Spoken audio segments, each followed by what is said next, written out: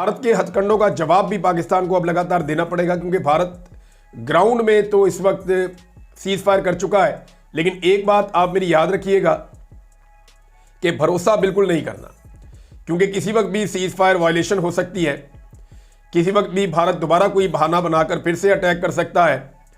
और भारत ये जो ज़ख्म उन्हें पाकिस्तान ने दिए हैं, इन ज़ख्मों से उसे इतनी तकलीफ़ हुई है कि वो कोई और बहाना ढूंढेगा और दोबारा किसी ना किसी लड़ाई में पाकिस्तान को धकेलने की कोशिश करेगा।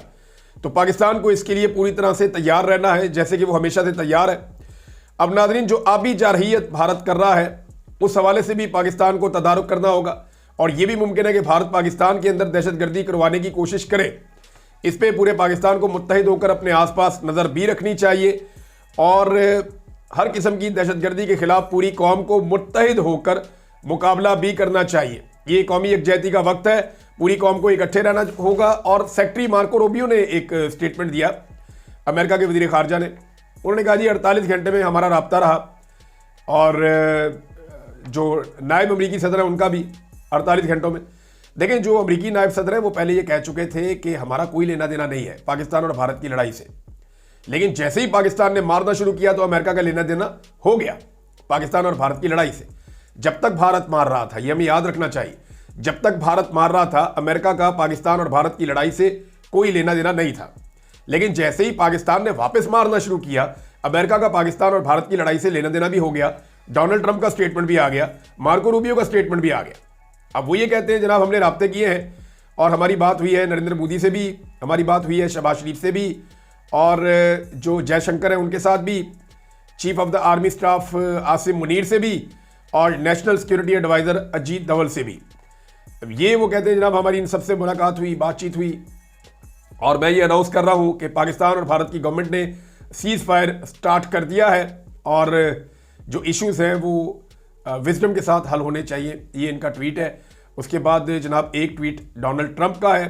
डोनाल्ड ट्रंप ने कहा, after a long night of talks mediated by the United States, I am pleased to announce that India and Pakistan have agreed to a full immediate ceasefire।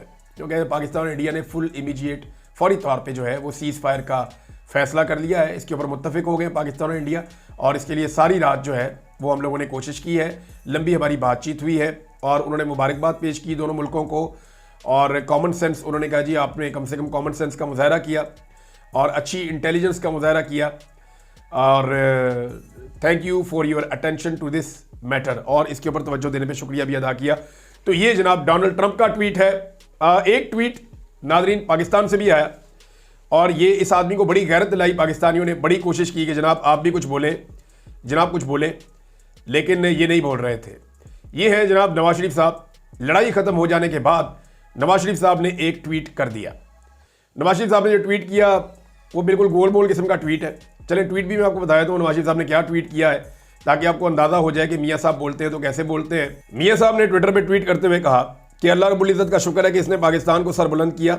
मैं वज़ीर-ए-आज़म पाकिस्तान शहबाज शरीफ, फ़ौज के सिपह सलार Asim Munir, chief of air staff air marshal Zaheer Sidhu और अफवाज पाकिस्तान को शाबाश और मुबारकबाद देता हूँ। पाकिस्तान अमन पसंद मुल्क है और अमन को तरजीह देता है, मगर अपना दिफा करना भी जानता है। पाकिस्तान जिंदाबाद।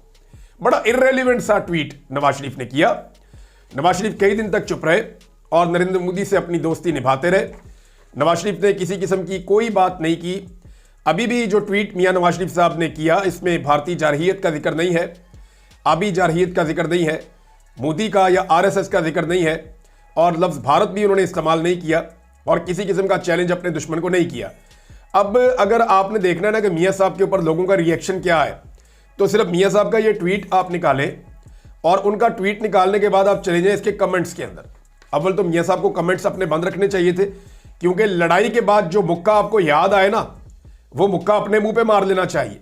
सारी लड़ाई में मियाँ नवाज शरीफ खामोश रहे। मियाँ साहब ने एक जुमला नहीं बोला।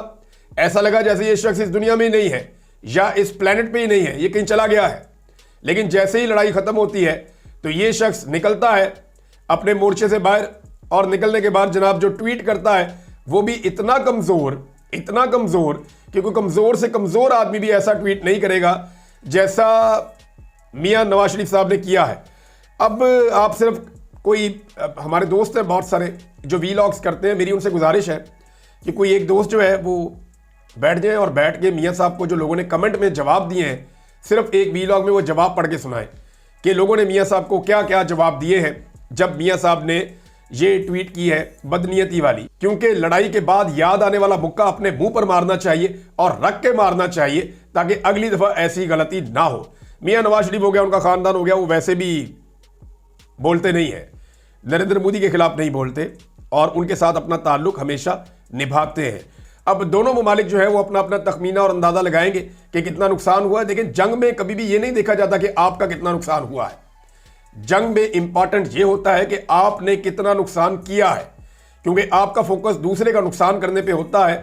अपने आप को बचाने का वक्त तो जंग से पहले का होता है या जंग रोकने का होता है, लेकिन जब जंग शुरू हो जाए, और ये चंद घंटों की सिर्फ जंग थी, एक्चुअली ये सारी एकतरफा लड़ाई चल रही थी।